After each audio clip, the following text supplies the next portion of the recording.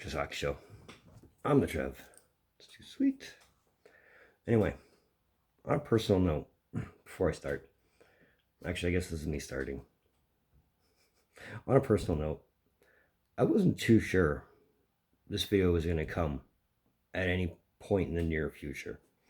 Like, I thought this was going to be one of those things where you'd make it, but not specifically today. I thought it was going to happen at the end of the season or sometime after that. But depending on your school of thought, too, this is either too soon or much too late. Either way, Nashville. We're talking about team first. Like yesterday, we talked about San Jose retiring their first jersey. The Nashville Predators are going through their first general manager transition in team history. As after 26 years, David Poile announces retirement effective June 30th, 2023.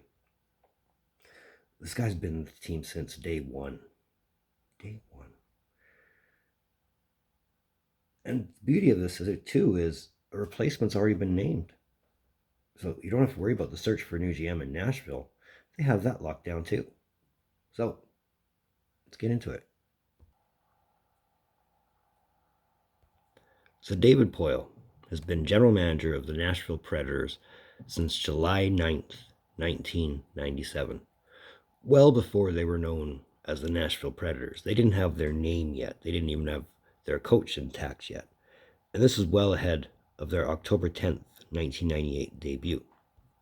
Now, longevity is no stranger to David Poile, as before taking the job in Nashville, he just finished a 15-year tenure 3 months before he was hired with the Washington Capitals.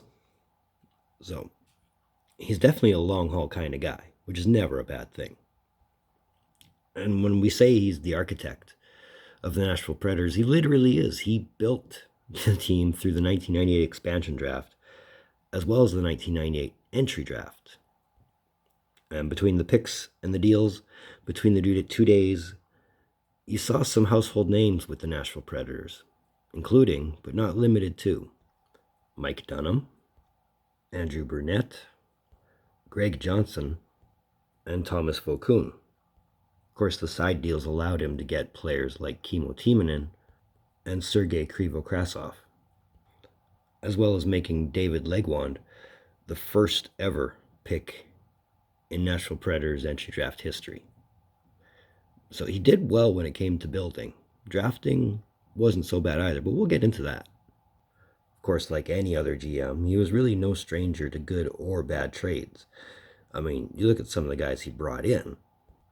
He brought in Peter Forsberg from Philadelphia to help out with the 2007 playoff run. Granted, Forsberg was only a rental, but having a guy like Forsberg on your team is never a bad thing to brag about either. So there's one. Mike Fisher was a good pickup when he was snatched out of Ottawa for 2 separate picks, a third and a first, in 2 separate drafts in 2011. And thankfully, those 2 picks didn't necessarily work out for the Senators.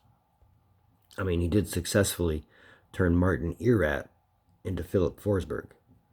Now, keep in mind, when he traded Erat to Washington, Forsberg hadn't even stepped foot on NHL ice yet. So this is pure Nashville-grown talent, thanks to David Poile and smart trading.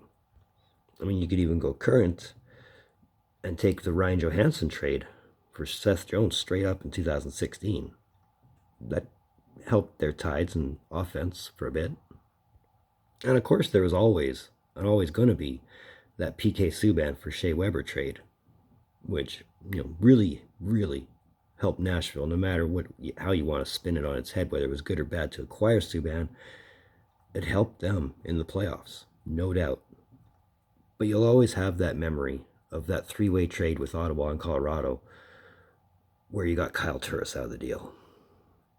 I'm sure the less said about that, the better. Now, when it came to trading picks, there's always a good 2 for 1. 2 good, 1 bad. You think about the pick in 2008 that they traded from Arizona. That one turned into Roman Josi. Or you can think of the pick that they traded, or they got from Tampa Bay and traded that for an 8th round pick in 2004. That pick turned into Pekka Rinne, who we have done a video on, which you can follow the link up there. But again, for every 2 good picks, there's always 1 bad pick that got traded that could have made a world of difference. And this one was another one in 2008 that they sent to Ottawa. That pick turned into Erik Karlsson. So what could have been? But again, when it came to drafting, he was able to actually find some really decent players to help out the Nashville Predators. As mentioned, there was David Legwand in 1998, Scott Hartnell in the year 2000, Scotty Upshall in 2002, there's Ryan Suter and Shea Weber in 2003.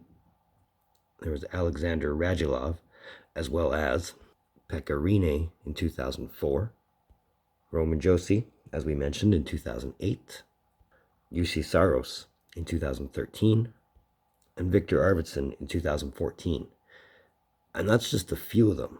You gotta remember, he's probably got 25, 24 drafts underneath his belt. And of course, like any general manager, he did have to play the free agent game like everyone else.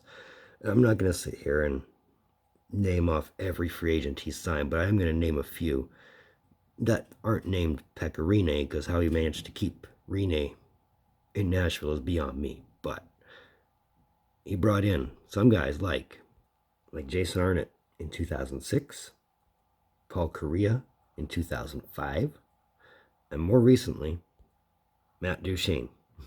Now, I'm sure if the wife's watching this, she'll get a kick out of the fact that I was able to throw Duchene in a video like this.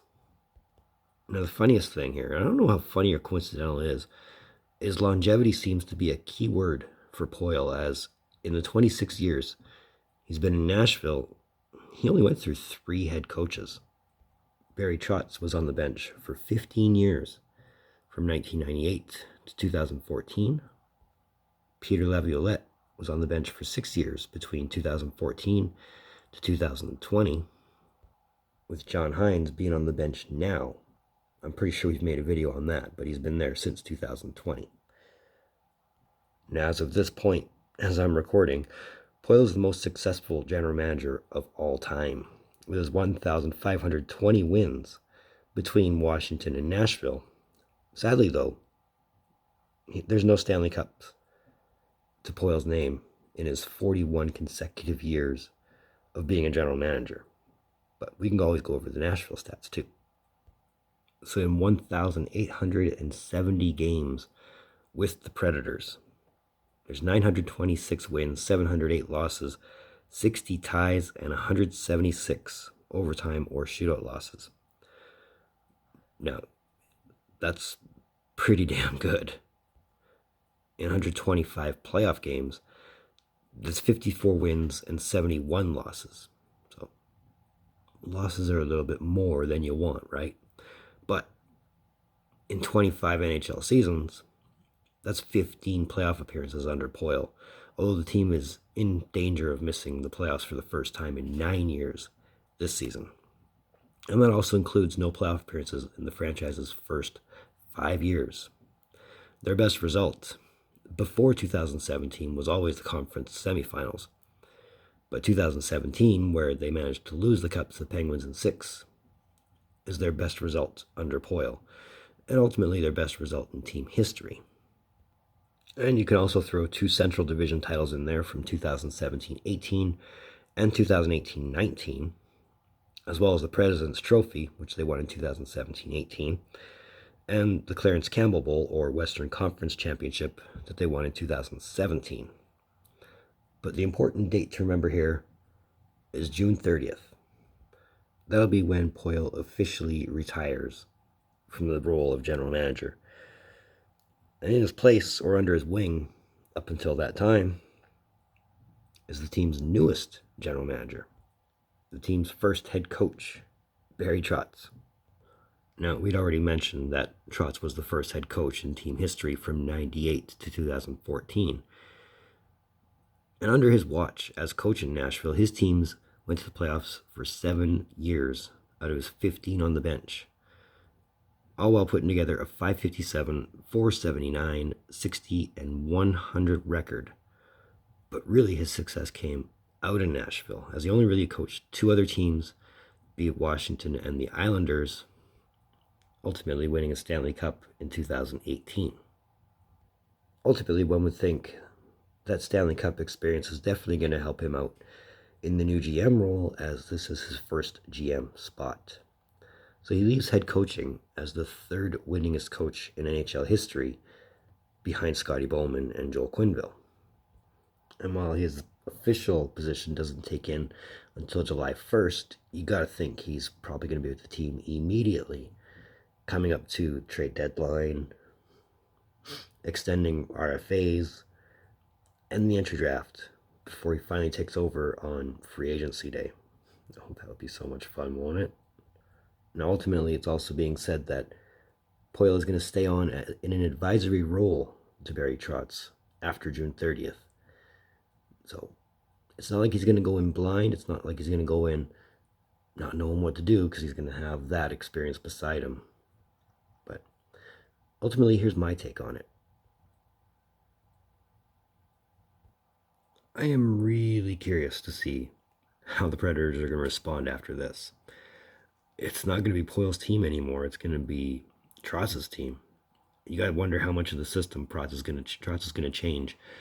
Is there going to be a new head coach to go along with the new GM? That's an interesting question, because, I mean, after 3 seasons, Hines isn't really getting them anywhere. And you got to wonder if Trotz stayed, or if Poile stayed on, how much longer Hines would be on the bench for. As I mentioned, they're in danger of missing the playoffs for the first time in 9 seasons, sitting behind Seattle and Calgary for that last wildcard spot right now. With the trade deadline coming up, you gotta wonder what their mentality is, if they're ready to be sellers and build towards next season, or if it's full guns ahead, try and win enough games to get in. One has to wonder. Either way, it's the start of something new in Nashville. I mean, whether it's good, whether it's bad, it's new. It's a change in direction, and one thinks, is this really going to benefit the team with Trotz being as successful as a coach as he was? Can he translate that success to building a team kind of a model? And you got to think, a Stanley Cup in Washington, he took the Islanders to the conference finals for 2 out of the 3 years he was a coach on Long Island. Can he replicate that kind of success in Nashville? Can he get Nashville beyond just being a Stanley Cup finalist? Questions we'll have answered in time, I'm sure. But either way, come the 23-24 season, you have a new GM in Nashville for the first time ever. Poile's a lucky man to be able to stay on spot for 26 years. Let me know your thoughts on the GM change in Nashville. So another one of Trev's hockey shows. I want to thank you for tuning in. Don't think I don't appreciate the gesture, especially if you've made it to this point. That helps a lot. You have no idea. Watch hours and stuff. Try and get as much of that as I can. But if you like what you're watching, if you dig what I'm doing, just want to let me know you're at this spot, or if you just want to say hi, there's that thumbs up. I think I've earned it. That red button that says subscribe all over it. Come on, we're almost at 200. We're going for 250. Hit that red button. It'll make you feel good, I promise. My lone social that I never use in the description down below. So moving forward, barring anything that comes up, trade deadline's coming up, and I promise I will be making a video with my reaction to everything that goes down that day. I imagine I'll be talking about the stuff that's happened the week prior. But either way, in the meantime, in between time, be looking for more videos from Trev. Later.